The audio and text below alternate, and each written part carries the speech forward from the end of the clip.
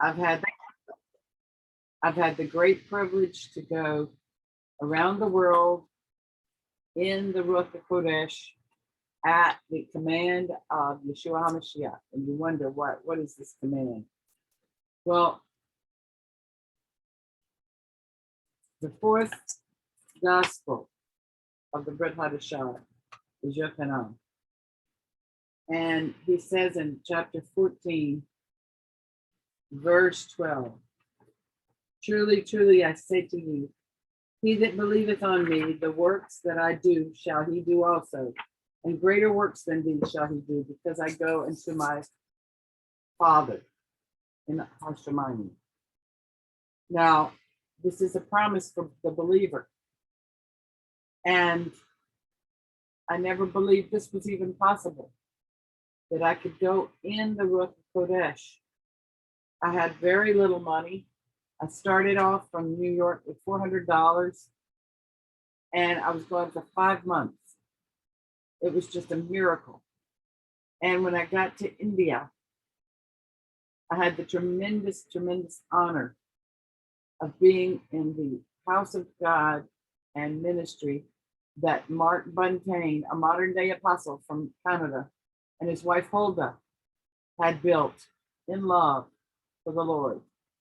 He would pick up little Indian people off the street, pick them up like Mother Teresa did. Mother Teresa had great, great admiration for him, but he's largely unsung. He's with the Lord now. But I became very ill when I was there, and they took me to the hospital. He had built a hospital and a school of nursing to show his great compassion for humanity. And I was taken to the basement of the hospital and shown a little shrine. And there were flowers and plants. And they said, this is where a great leak occurred.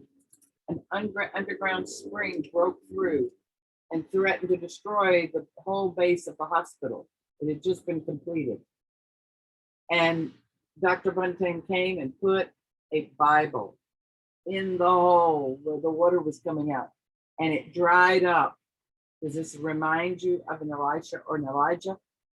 Yes, greater work shall he do, because I go to my Father. And it was such a privilege. And before I went, I had heard that he was speaking in Kearney, New Jersey.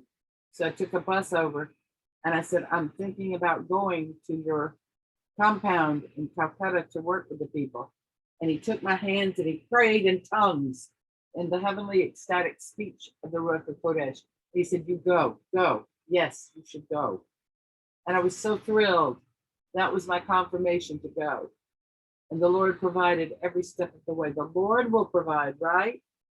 We can date a lot of our Pentecostal miracles back to Abraham and Yitzhak. The Lord will provide. So I'll read it again. I say unto you, he that believes on me, the works that I do, shall he do also. And greater works than these shall he do, because I go into my Father.